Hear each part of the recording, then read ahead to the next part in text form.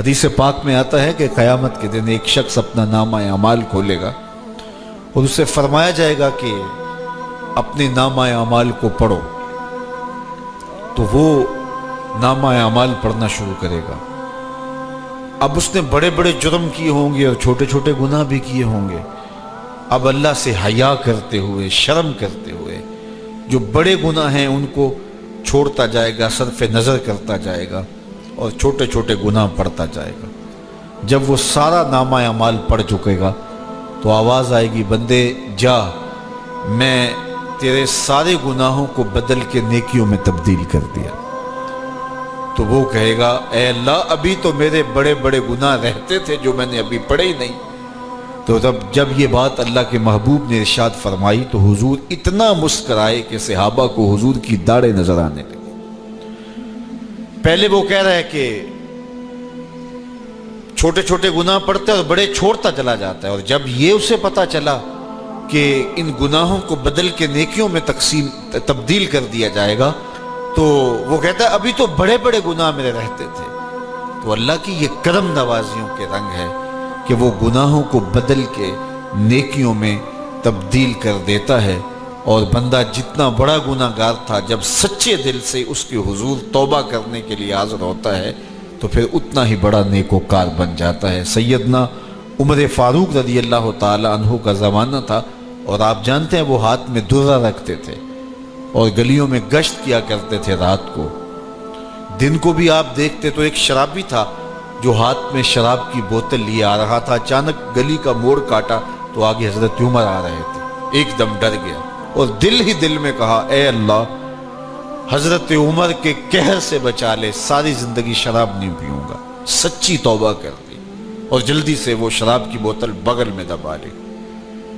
اتنے میں حضرت عمر بھی سر پہ پہنچ گئے اور کڑک کے کہا، گرج کے کہا کہ یہ تیرے پاس کیا ہے؟ تو تھی تو شراب۔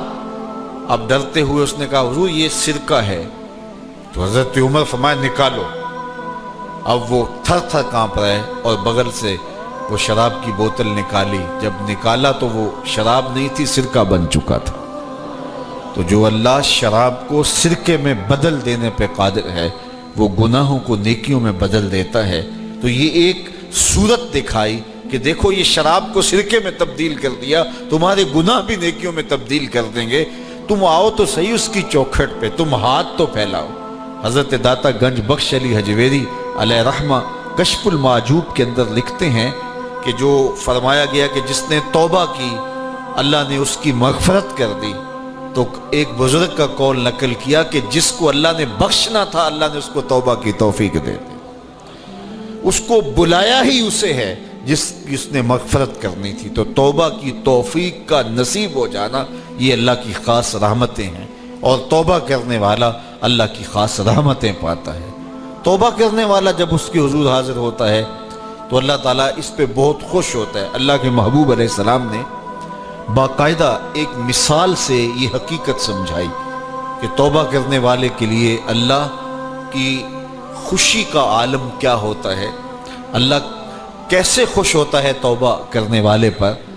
تو حضور نے ارشاد فرمایا، ایک بندہ لمبا سفر کر کے اور صحرا کے اندر ایک لمبے سفر پہ تھا، تو راستے کے اندر اس نے چند لمحوں کے لیے سستانے کے لیے، دوپہر کاٹنے کے لیے ایک درخت کے ساتھ اپنا جانور باندھا اور خود سو گیا۔ اس کا خیال تھا چند لمحوں کے لیے آنکھوں کی نیند نکالوں گا اور آگے بڑھ جاؤں گا، اس لیے اس نے سامان بھی، سواری اونٹ کے اوپر جو لدا ہوا سامان تھا، اس میں کھانا تھا، پینا تھا، دیگر ضروریات کی چیزیں تھیں، تو وہ بھی نہیں اتارا۔ کجاوے پر ہی پڑا رہا کہ چند لمحوں کے لیے میں نے کمر سیدھی کرنی اور آگے چلے جانا ہے۔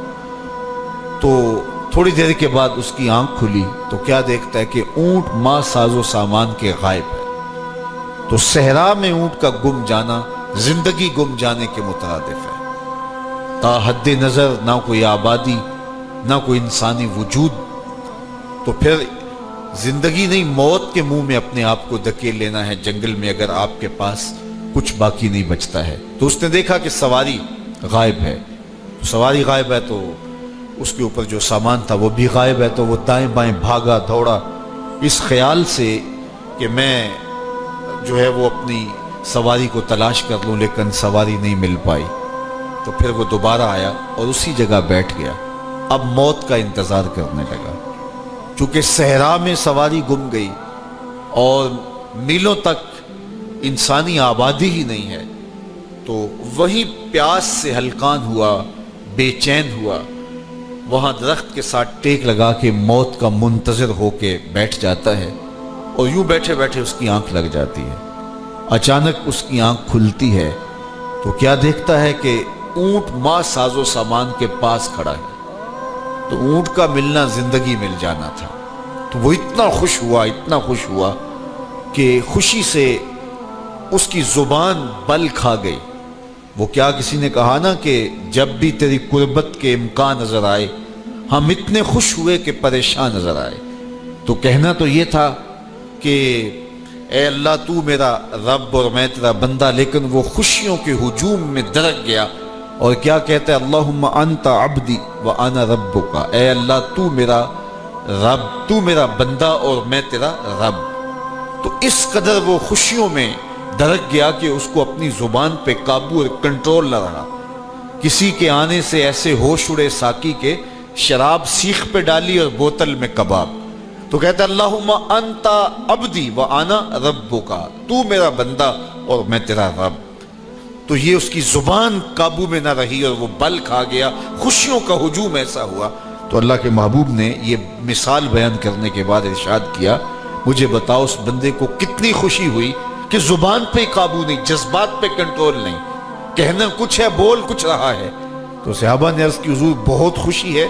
تو فرمایا جس طرح یہ بندہ اونٹ کے ملنے پر واپس آنے پہ خوش ہوا، حتیٰ کہ خوشیوں کے ہجوم میں اس کی زبان بھی قابو میں نہیں رہی، یہ بتا رہا ہے خوشیوں کے وفور کا عالم اور مسرتوں اور جو ہے وہ خوشیوں کی کثرت کا عالم بتا رہا ہے۔ تو فرمایا یہ بڑا خوش ہوا جب کوئی بندہ پلٹ کے مالک کی دہلیز پہ آتا ہے، اللہ اس سے بھی زیادہ خوش ہو۔